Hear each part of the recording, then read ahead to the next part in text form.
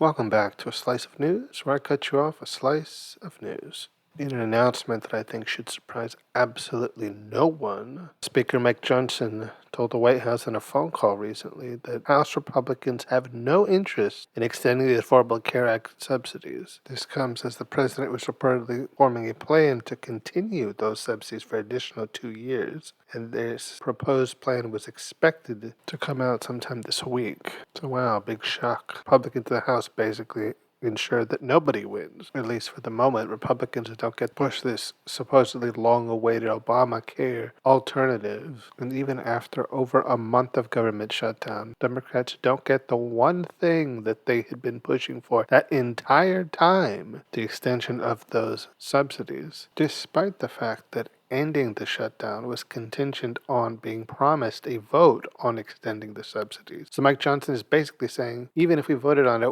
we're not interested in doing it anyway, making that vote basically completely pointless, making the whole thing that the Democrats pushed for during that shutdown to be completely gone. And part of why this comes as absolutely no surprise is because as soon as they announced that the government shutdown was ending because Democrats agreed to what was in essence a handshake agreement with Republicans that they would vote on extending those subsidies, it was clear that it was basically worthless because we knew that Congressional Republicans had zero interest in extending them, and this vote would really be nothing. So promising to vote on it is not promising to actually extend them. So basically, Democrats spent all that time having the government shut down and got nothing in return for it, even though Democrats in the House were standing firm on how vital extending the Affordable Care Acts were and how central they were to why they kept voting no on the Republicans' proposed clean resolutions to reopen the government. Republicans in the House were adamant that they would not negotiate on health care at all until the government was reopened. So Democrats were saying they wouldn't reopen the government until they negotiated about health care, and Republicans said they wouldn't negotiate on health care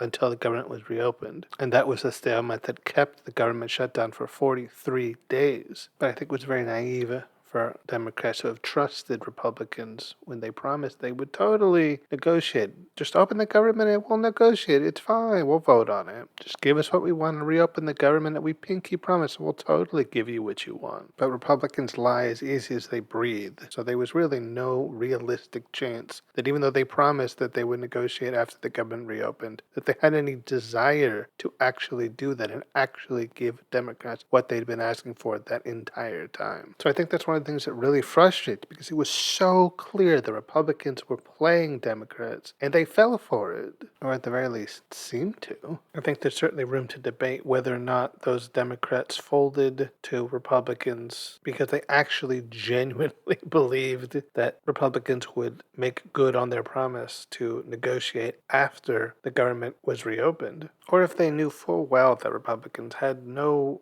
interest in actually extending these subsidies, and all they really cared about was getting the government reopened by any means, and were certainly open to make promises that they really had no desire or interest to really follow through on. Many on the left were rightfully disappointed when the Republicans seemed to have gotten their way at the expense of everything the Democrats said they were standing up for during the shutdown. Feeling like capitulating to Republicans was simply another example of weak Democratic leadership, to a point they were even calling for Chuck Schumer's removal for allowing the party to agree to reopen the government with Republicans. And while I myself never got to the point of calling for Chuck Schumer's dismissal, I was definitely right there with them. I was very disappointed when Democrats announced that they were giving up and saying, okay, Republicans, we can open a government again. You win, basically. Because after how strong and united Democrats seemed to be and how single-minded they were on the message of the Affordable Care Act subsidies must be extended, and from this point we will not be moved. What had up to that point felt like a strong wall seemed to have dissolved overnight like sugar in a rainstorm. But while it still irks me that they were not able to get an assurance from Republicans that they would definitely, for real, extend those subsidies,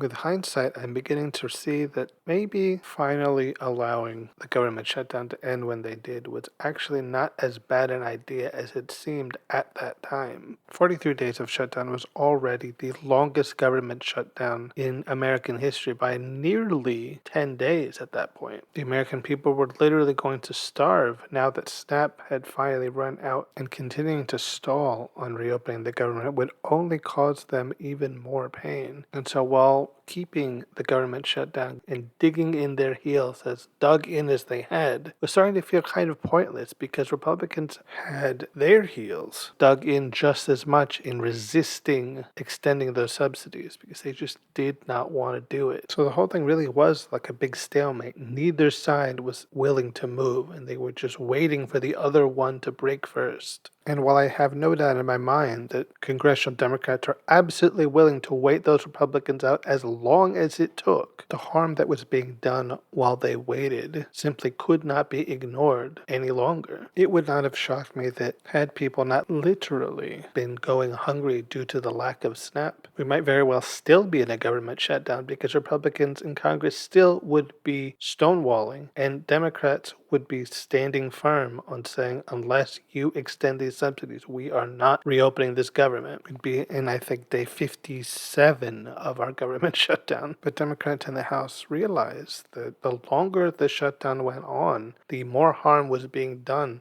to those outside of the government chambers. People couldn't feed their families with strong moral conviction and doing the right thing, especially with Thanksgiving then upcoming. It would be far too cruel to keep those people from being able to eat just to keep the government shut down. And the stonewalling to keep those Affordable Care Act subsidies from expiring continuing. Yeah, Mike Johnson and the Republicans were giving them a deal that Democrats knew they would never have any intention on really following through on. There was never going to be any Ebenezer Scrooge style change of heart where Republicans would realize the error of their ways and allow these subsidies to not expire as the Democrats demanded. So while Democrats did not get what they wanted, and were likely not going to even after the government reopened, keeping it shut any longer than they already had would seem almost more cruel than taking the bad faith promise of Republicans and reopening it.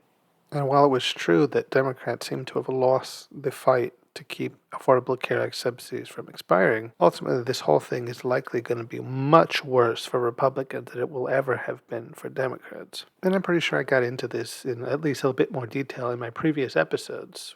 But basically, the shutdown exposed Republicans for the cruel, unfeeling people that they are, who were perfectly willing to let the American people starve just so they could get their way politically. They may already have gotten a taste of just how bad this is going to be for them in the surge of Democrat wins in these past elections, where we got several Democrat governors and a Democratic socialist won the mayoral seat in New York. When they're back in the voting booth next November, people will not have forgotten what they did. And the Republicans thought that they suffered big in these past elections. They have seen nothing yet. And on top of massive future election losses, Republicans also don't have a health plan of their own. So all of the Republican voters who are about to see their insurance premiums skyrocket, many of which are going to have to just forego medical insurance entirely as a result, going to put the blame where it belongs, which is on Republican leadership. Republicans are failures at governing, and this is yet one more example of just how much of a failures they are. As usual, they were so fixated on never letting it look like Democrats win that they put themselves in a position where all they're going to be able to do is lose now. Their Republican constituents are going to say, okay, fine, you convinced me Obamacare bad and we should let it expire because it was no good, but then you're not giving me anything else and I still need medical care, so how am I supposed to care for my family and myself? And Republican lawmakers really just don't have an answer for that. And they've now painted themselves in a corner because there's no way to blame Democrats for this. They've convinced them Democrat health care bad, but now there's no Republican health care. That's going to be a big problem for them. Mike Johnson can say no to ACA extension, but with no proposed alternative, what he's basically saying is everybody is going to have their premium shoot up, and if you can't afford healthcare, that's on you, and that's not going to be a good look for them. So all it seems like Mike Johnson is doing is making sure Republicans come out of this healthcare fight as the biggest losers. People often say the Democrats are their own worst enemy, but in this case, it feels like Republicans are becoming their own worst enemy, even though they've convinced themselves that their worst enemy is, of course, Democrats, and I guess also socialism. Agreeing to extend the Affordable Care Act subsidies, even if it had only been for the 2 years, might have been far better than being so stuck on letting them expire, because if you let them keep going, Democrats win. And it looks like, in fact, Democrats just gave them enough rope to hang themselves with, and they seem to be glad to do it. I, for one, have no problem watching them be the cause of their own destruction. Let them sink their own ship so that Democrats can just rise even more and more to the top. I think that's the only way we can start to undo all this unbelievable damage Republicans have done in just this past year. There's sadly a lot of work to be done there, but the more mistakes they make and the deeper they dig themselves into their hole, the closer we all are to realizing that, and the sooner we can start to heal as a nation. Alright guys, that'll be it for this episode of A Slice of News. I've been your host, Mr. Slice, and until next time when I cut you off another slice of news.